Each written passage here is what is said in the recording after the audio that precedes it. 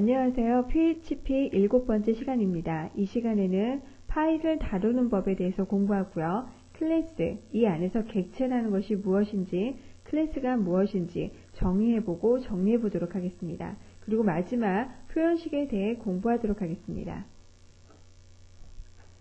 우선 첫 번째로 파일에 관련된 부분인데요. 이 중에서도 파일을 다루는 법 중에 열기에 관련된 부분을 보도록 하겠습니다.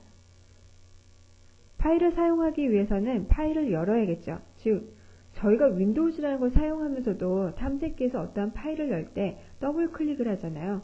그것이 어떠한 텍스트 문서건, 어떠한 기본적인 컴피그 파일이건 그런 파일들을 열어야 되는 거죠.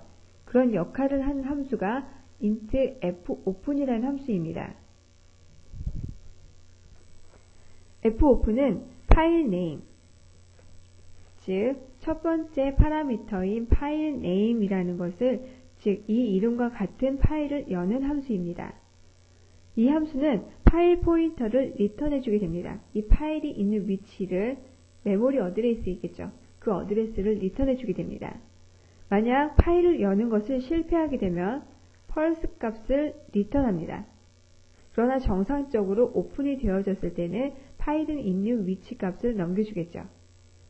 이제 두 번째 파라미터인 모드에 대해서 봅니다. 이 모드는 지금 표에서 보여지는 것과 같이 종류가 다양하게 있습니다. R은 읽기 전용으로 파일을 엽니다. 즉 파일 포인터는 파일 시작의 위치가 되겠죠. R+는 읽기 쓰기로 파일을 여는데 파일 포인터는 파일의 시작의 위치가 됩니다. W는 쓰기 전용으로 파일을 엽니다. 파일 포인터는 파일 시작에 위치되는데 파일이 존재하면 내용을 삭제하고요. 파일이 존재하지 않으면 파일을 생성해 줍니다.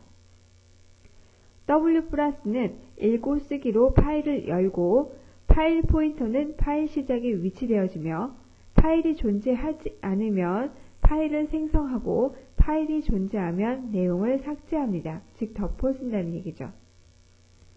A는 쓰기 전용으로 파일을 여는데 파일 포인터는 파일 끝에 위치합니다. 즉 기존에 있던 데이터 뒤쪽으로 써지기 위해서, 그래서 존재하지 않는다면 생성하고 파일이 존재한다면 W와 같이 삭제하는 것이 아니라 그 뒤쪽으로 첨부가 되어집니다. A+는 쓰기 전용으로 파일을 엽니다. 파일 포인터는 파일의 끝에 위치하며 파일이 존재하지 않을 때 파일을 생성합니다. 이렇게 모드들을 각각 오픈할 때 그 특성에 맞게 적용해서 열어주시면 되겠죠. 다음으로 닫기 관련된 함수입니다. 앞에 보여지는 타입과 같이 불린이란 두 가지 형태의 데이터 값을 리턴하죠. 즉 true와 false, fclose.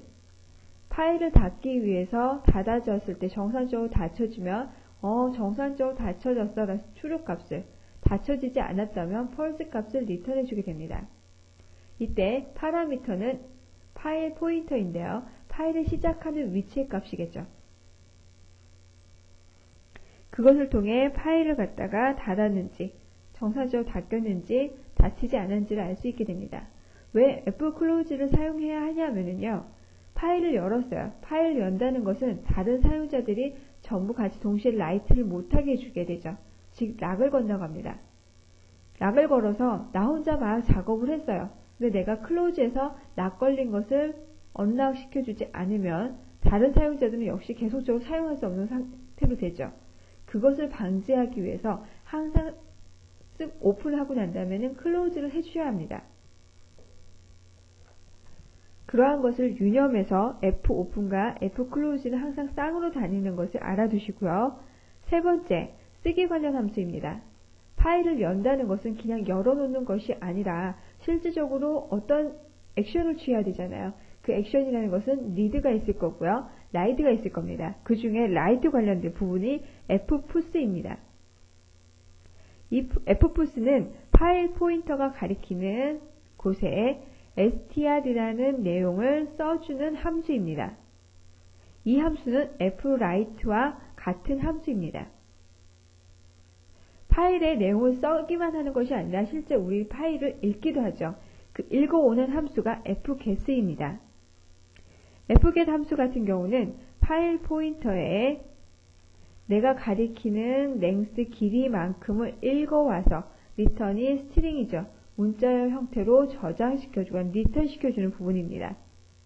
이때 이 함수는 length-1 바이트를 읽었거나 즉 길이보다 하나 적게 읽었거나 읽는 줄이 바뀌었거나 즉 또는 파일의 끝을 나타내는 부분을 읽었다고 하면 문자열을 읽는 것을 멈추게 됩니다. 이 함수에서 문자열을 읽는 중에 에러가 발생했을 때는 펄스를 리턴합니다. 그런 경우는 EOF나 끝을 읽었다, 알 수 없다 라는 부분이 됐을 때 펄스 값을 리턴하니까요. 정상적으로 읽혀지지 않았구나 라고 생각하시면 돼요. 그럼 실제 이제 예제를 보면서 함수들을 어떻게 사용하는지 보도록 하겠습니다.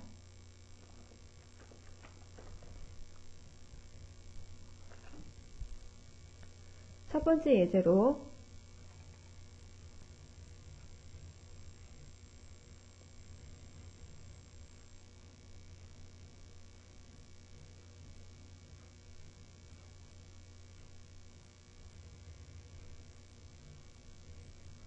지금 보여지는 것과 같이 Fopen을 통해서 파일을 열어주었고요. 이때 오픈이 정상적으로 되지 않았다면이죠. 펄스 값이 넘어오면 if는 항상 조건은 true여야 돼요. 근데 에러라는 것은 펄스였잖아요. 펄스에다 not을 해주었기 때문에 true가 되죠. 반대하니까 그때 파일을 열 수 없습니다 라고 되고, 그렇지 않은 경우 정상적으로 오픈하였을 때는 fputs 그 파일을 라이트 한다는 얘기죠. 파일 P라는 오픈하면서 생성되어져 넘어왔던 파일 포인터에 1, 2, 3, 4, 5, 6, 7, 8, 9, 0이라는 데이터에 엔터죠. 프로그래밍에서 사용하는 파일을 사용할 때나 그런 경우에는 원표시의 n이 엔터 효과, HTML에서 br 태그와 같은 역할을 합니다. 그것까지 라이트를 하고 fclose 파일 포인터를 같이 써야만 같은 곳을 열은 것을 닫는다라고 할 수 있죠. 그래서 클로즈 시킵니다. 즉 언락시켰어요. 그런 다음에 다시 파일 포인트 사용하는 변수에 fopen에서 여는데 r이죠. 리드 환경으로 연다. while line이라는 변수에 읽어오는데 1024만큼 파일 포인트의 위치에서 이 길이만큼을 읽어온 것을 line 변수에 주고, 그 line 변수가 정상적인 동안에는 print line 해서 출력해준다. 그때 뒤에 br 태그를 붙여주면 1024만큼 읽은 거 뒤에는 항상 br이 붙으니까 엔터가 되겠죠. 그럼 이게 실제 어떻게 동작하는지 확인해 보겠습니다.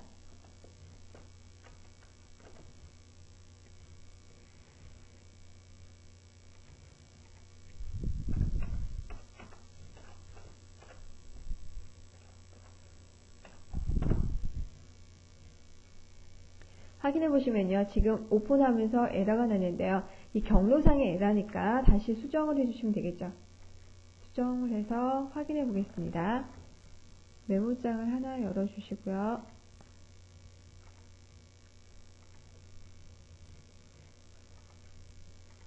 지금 읽기 모드로 되어 있기 때문에요. 제가 다른 이름으로 저장해서 확인해 보겠습니다.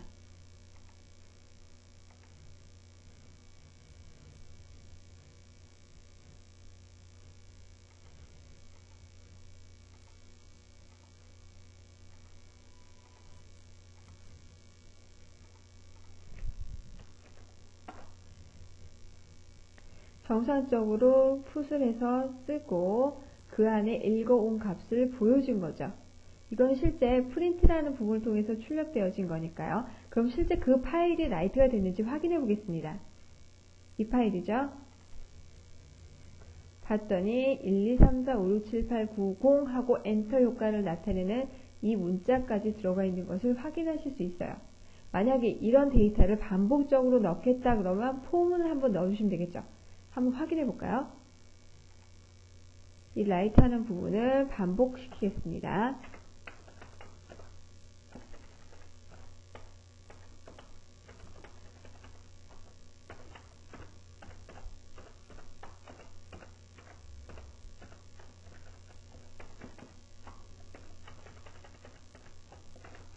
지금 0, 1, 2 세 번에 대해서 반복을 시켜서 put 하겠다. 파일을 라이트 하게끔 하는 부분을 넣었습니다.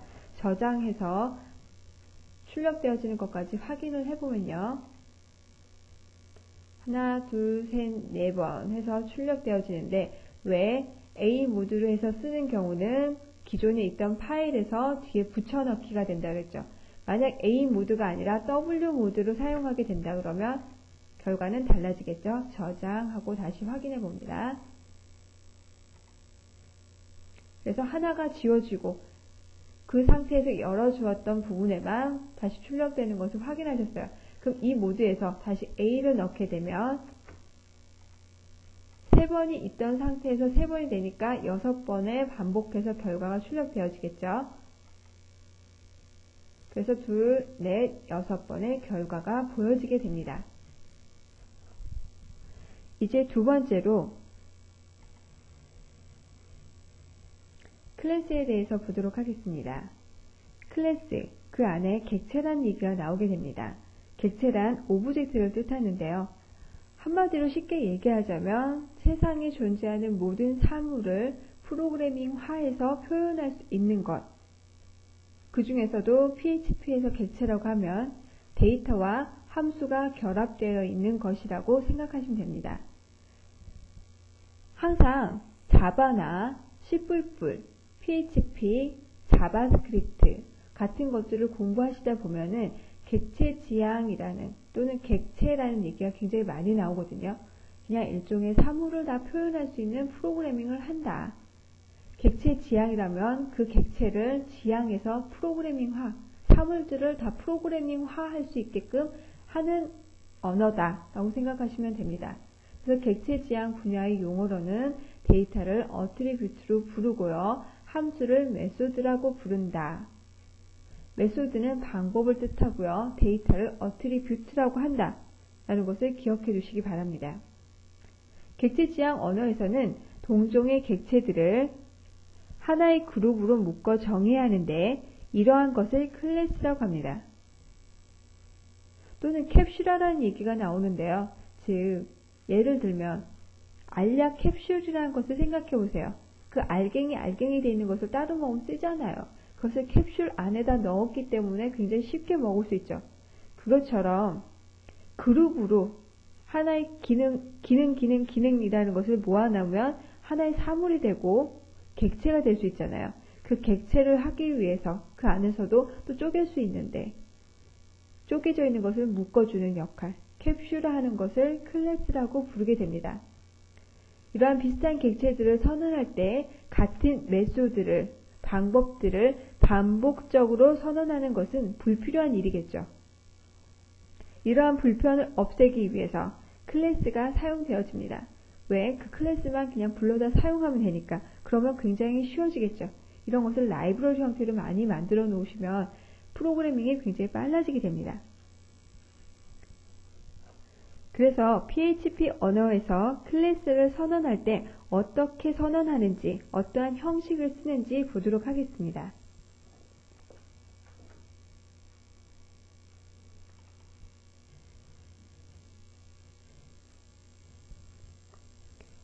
지금 보여지는 것과 같이 클래스를 선언할 때는 클래스라고 쓰겠다 해서 클래스를 먼저 쓰고요. 그 뒤에 클래스 이름을 씁니다.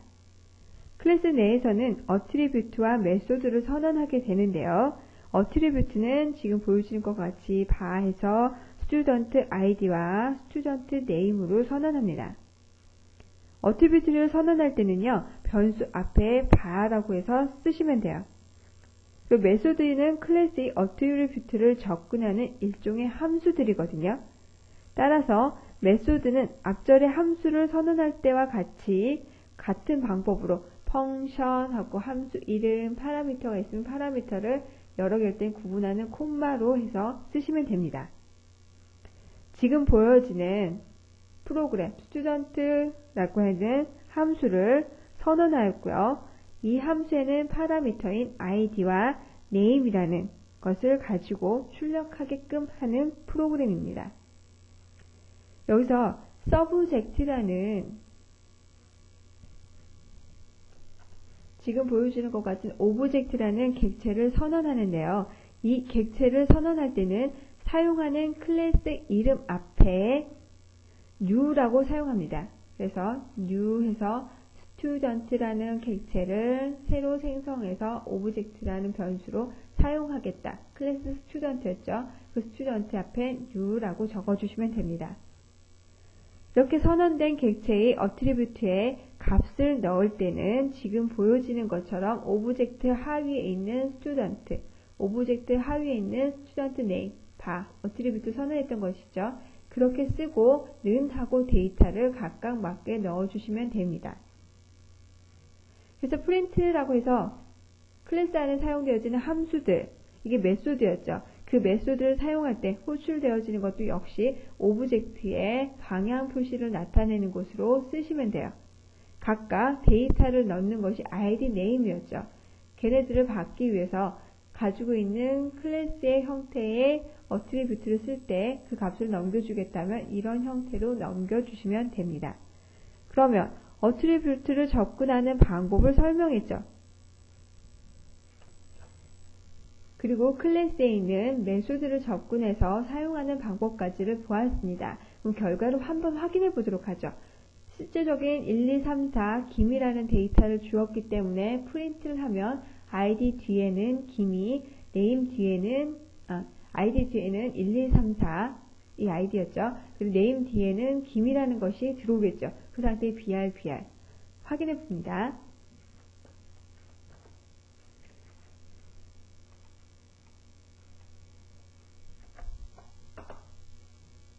그래서 정말 id 뒤에 1, 2, 3, 4 name 뒤에 김이 보여지는 것을 확인하셨습니다.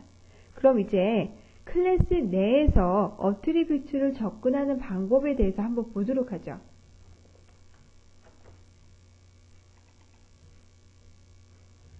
방금 보았던 소스에서는 함수 밖에, 클래스 밖에서 새로 이 객체를 생성해내고 그 안에 가지고 있는 어트리뷰트나 메소드에 접근하는 방식이었어요. 그것이 아니라 클래스 내에서, 메소드 안에서 어트리뷰트들을 접근하실 수도 있겠죠. 그런 방법들을 보는 것이 두 번째 이 소스입니다. 클래스 student라는 부분에 바로 해서 어트리뷰트를 두 가지 선언해 두었고요. print student라는 펑션 썼죠. 이것이 메소드였습니다. 메소드에서 이 각각 어트리뷰트들의 값들로 매칭시킬 수 있을 겁니다. 이때 보지 못했던 this라는 것을 보실 수가 있는데요. 지금처럼 보여지는 this라는 것은 자기 자신을 나타내는 객체입니다. 그 자기 자신에 있는 어트리뷰트, student id, 자기 자신에 있는 student name의 어트리뷰트를 가리키게 했습니다. 즉, student라는 클래스를 만들면서 아까 처음으로 데이터를 넣어준 것이 오브젝트의 student를 나타내는 부분들이었어요. 각각 객체에. 그럼 이 소스를 다시 보시면 오브젝트 1, 오브젝트 2라는 것이 각각의 새로운 인스턴스들을 만들어줬습니다. 새로운 객체들을 생성해 주었어요. 그러면 두 개 다 동일한 스튜던트라는 클래스를 쓰지만 새로 생성한 것들을 오브젝트 1, 오브젝트 2라고 주었기 때문에 각각 다른 곳의 영역을 보고 있다고 생각하시면 돼요. 그래서 오브젝트 1의 어트리뷰트인 id의 1, 2, 3, 4 오브젝트 1의 스튜던트 네임이라는 어트리뷰트에 김을 넣어주고요. 오브젝트 2라는 곳에 스튜던트 id를 7890 오브젝트 2의 스튜던트 네임을 n이라고 넣어주었습니다. 그럼 각각 다른 곳을 보니까 1, 2, 3, 4의 김과 7890의 n가 다른 데이터로 생각하시면 돼요. 그래서 그 안에 있는 print student를 각각 호출해서 메소드를 출력해주면 얘가 호출되어질 때 자기 자신이 갖게 되는 값들을 직접 알고 있죠. 어트리뷰트를 나타내는 부분이 이 부분이에요. 그래서 출력되어지면 1, 2, 3, 4의 김까지 출력되고 7890의 n가 따로따로 그룹 형태로 출력이 되어집니다. 그럼 확인해 보도록 하죠.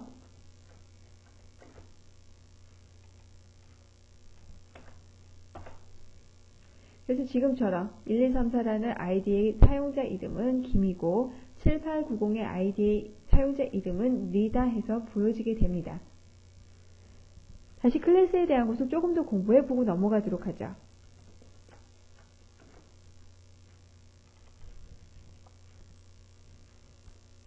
지금 이렇게 보여지는 부분에 언더바로 표시되어지는 부분이 있습니다.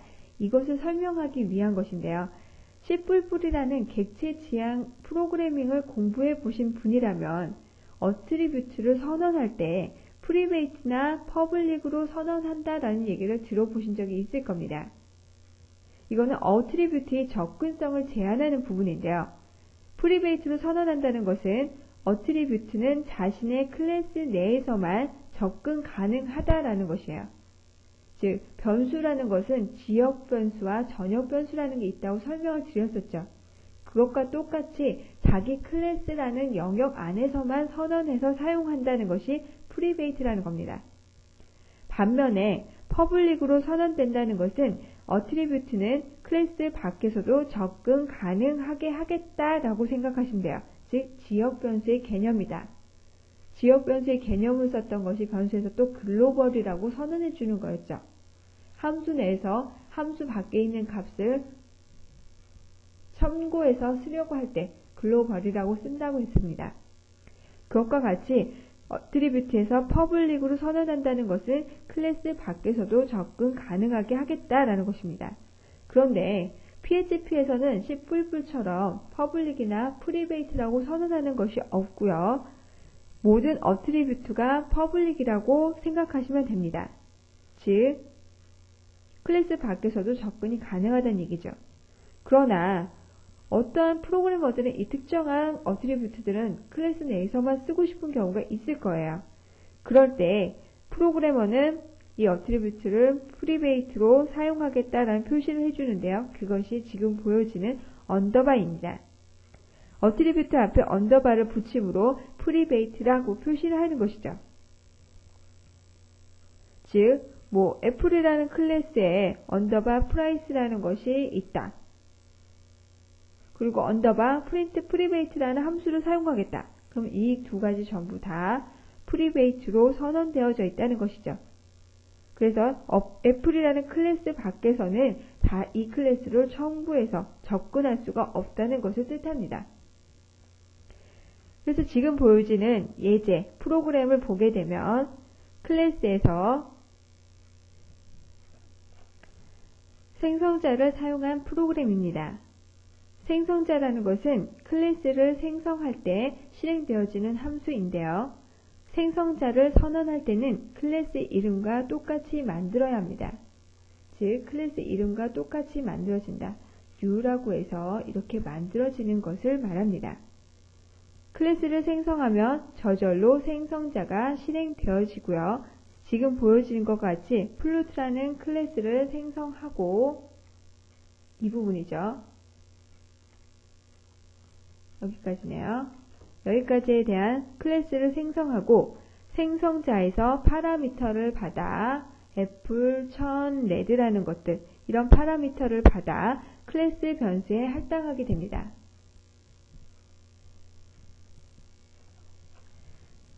각각 클래스에 할당해 주었기 때문에 프리베이트로 선언한 이 아트리뷰트에 값이 할당되어지고 플룻이라는 것, 프린트 플룻이라는 각각의 파라미터들로 넣어줘서 디스플룻의 네임, 프라이스, 칼라들을 넣고 프린트 플룻이라는 곳에 이런 형태로 각각 가져올 수 있게끔 해주겠죠.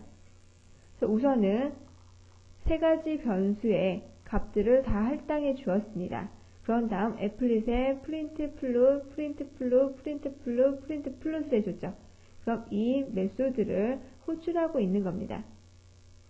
그럼 이것을 통해 프린트 출력을 하게 되니까 매칭시켜준 부분, 생성자 함수를 통해서 매칭시켜준 부분을 그대로 출력해 주니까 애플의 1000 레드, 오렌지 2000의 오렌지, 바나나의 500의 옐로우, 피어의 3000의 그레이 형태로 해서 출력이 되어지겠죠.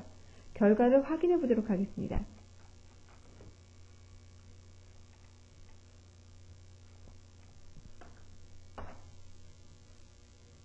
결과는 역시 저희가 생각한 대로 각각에 맞춰서 매칭되어져서 결과를 출력하는 것을 확인하실 수 있습니다. 클래스의 마지막으로 하나를 더 보도록 하죠.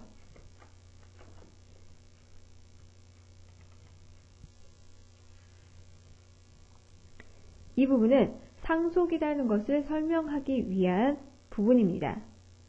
상속이라는 말은 생각해보면 부모가 자신에게 무언가를 남겨주는 것, 물려주는 것을 상속이라고 하죠.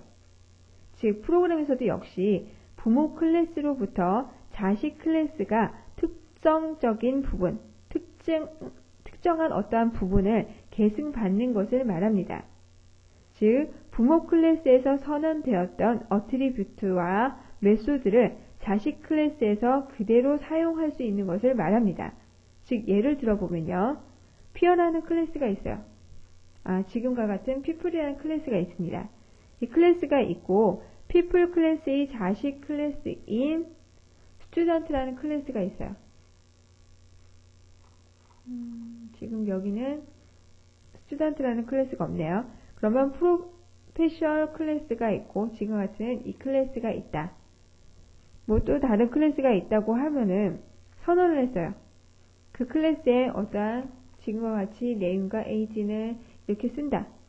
그렇다면 자식 클래스들은 여기서 사용하고 있는 name이나 age라는 어트리뷰트와 print people이라는 함수를 새로 선언하지 않고도 이것들을 그대로 사용할 수 있게끔 상속받는 것, 즉 자기 자신의 어트리뷰트와 함수인 것처럼 사용할 수 있습니다. 이와 같이 동작하게 하기 위해서는 지금 이 부분에 있는 클래스에서 people 클래스의 자식 클래스라는 것을 선언해 주어야 하죠. 그것이 이 부분입니다. extends라는 예어어를 사용해서 뒤에 어떠한 클래스에서부터 상속받았다라고 표시를 해주시면 되는 겁니다. 그러면 그 클래스에 있는 어트리뷰트나 메소드를 자신의 것인 것처럼 사용할 수 있는 거죠. 그래서 지금 보여지는 소스를 보면 자신의 것인 것처럼 사용하여진다 했어요. 그래서 프린트 프로세서라고 있는 부분 보니까 this는 자기 자신을 뜻한다고 그랬죠. 그 안에 프린트 people이라는 메소드가 없는데도 불구하고 사용하고 있어요. 그거는 부모로부터 상속받았던 프린트 people이라는 메소드를 쓸 수 있기 때문에 이런 형태로 쓰시면 됩니다. 그럼 이 부분에서 결과를 한번 확인해 보죠.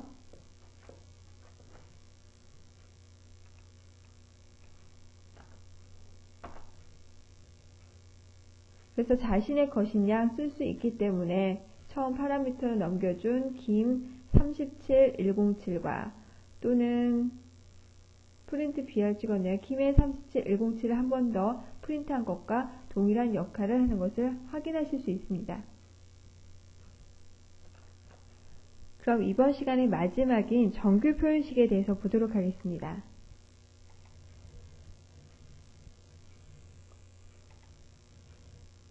정규 표현식을 보면 문자열에서 문자열 매칭을 하기 위한 패턴이다 라고 되어 있는데요. 즉 말 그대로 내가 만약 인터넷 주소 중에 따따따로 시작하고 momo.co.kr로 끝나는 주소를 찾고 싶다고 해봐요. 그러면 www.과 .co.kr 사이에 영문 소문자로 이루어진 하나의 단어가 오는 주소를 찾고 싶다고 하자. 그러면 우리가 찾고 싶은 주소는 뭐 안쪽에 들어가는 게 다음이나 뭐 프리첼이나 네이트나 기타 등등등의 데이터들이 많이 들어갈 수 있잖아요. 그런 주소들을 찾을 수 있을 거예요. 그런데 뒤에 실제 오는 것이 co.kr이 아닌 다른 부분들을 원하지 않는 주소들이죠. 일종의 워드 프로세서에서 문자를 찾는데 바꾸고 싶을 때 또는 특정한 앞뒤에 어떠한 데이터가 있는 것을 찾고 싶을 때 해가지고 많이들 찾아보셨죠. 별표를 표시하고 단어가 속하고 별표 표시. 그럼 중간에 이 단어가 포함되는 것을 전부 찾아주어라. 그것처럼 문자에 매칭을 하기 위한 패턴들입니다. 그것을 통해 우리는 보다 더 쉽게 문자로 관련된 데이터들을 쉽게 찾아가실 수가 있겠죠. 그래서 정규 표현식에서는 여러 가지 특수 문자들을 패턴으로 제공하고요. 문자열의 특정 부분을 나타내도록 할 수가 있습니다. 이것이 PHP 언어에서 제공하는 정규 표현식 중 포직스 형식 정규 표현식을 나타내는 것입니다. 이것을 사용하기 위해 매칭하기 위해서는 함수 EREG나 EREGI와 같은 함수들을 사용하는데요. 그 문법을 보면 첫 번째어는 패턴과 두 번째어는 스트링 또는 어레이에서 레그즈라는 것들이 들어오게 됩니다. 첫 번째 이 함수는 스트링에서 정규 표현식으로 찾고자 하는 패턴을 찾게 됩니다. 이때 스트링 내에 패턴을 찾으면 뒤에 오는 스트링 내에서 패턴을 찾으면요. true가 리턴 되어지고요. 이 패턴을 찾지 못했다고 하면 false 값을 리턴합니다. 이 함수에서 세 번째 파라미터인 array legs 같은 경우는 선택적으로 존재하는, 즉 옵션 사항이기 때문에 안 하셔도 돼요. 존재하는 배열이고요. 패턴에 괄호가 있을 경우에 i번째, 괄호의 패턴에 매치된 것은 레지스터의 i번째 항목에 저장되어집니다. EREG라는 문자열을 매칭할 때 대소문자를 구별하는데요. EREGI는 대소문자를 구별하지 않고 찾아줍니다. 앞에서 방금 전에 설명드렸지만 저희 인터넷에 쓸 때 www라는 글자들 있죠. 또 co.kr로 끝나는 둘 사이에 데이터가 영문 소문자로 이루어진 하나의 단어만이 있는 문자열을 이 두 가지 형태로 찾아서 나타낼 수도 있겠죠. 프로그램을 통해서 한번 확인해 보겠습니다.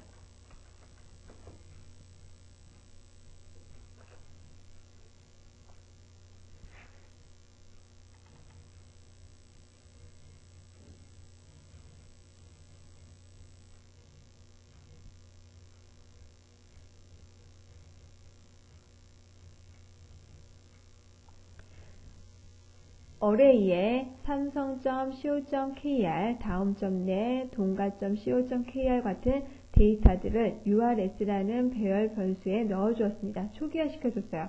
그런 다음에 프린트에 EREG라는 함수를 사용했을 때 해가지고 포이치, 이 들어있는 데이터를 URL로 하나씩 카피하면서 얘가 전체 가진 방 개수만큼 반복하는 것이 포이치라는 함수였어요. 그 안에 if, EREG가 따따따로 가지고 있고 뒤에가 A에서 Z까지란 데이터가 오고 COKR이라는 것이 있다. 이렇게 매칭되어지는 것. URL 안에서 그것을 프린트해달라 그런 얘기죠. 그렇게 되면 소문자로 되어 있는 데이터인 경우만 출력이 되어질 겁니다. EREGI 같은 경우는 대소문자를 구분하지 않는다 그랬어요. 각각 들어와 있는 부분에서 A, Z로 구분한다 할지라도 대소문자를 구분하지 않고 출력해지겠죠. 그럼 결과를 확인해 보도록 하죠.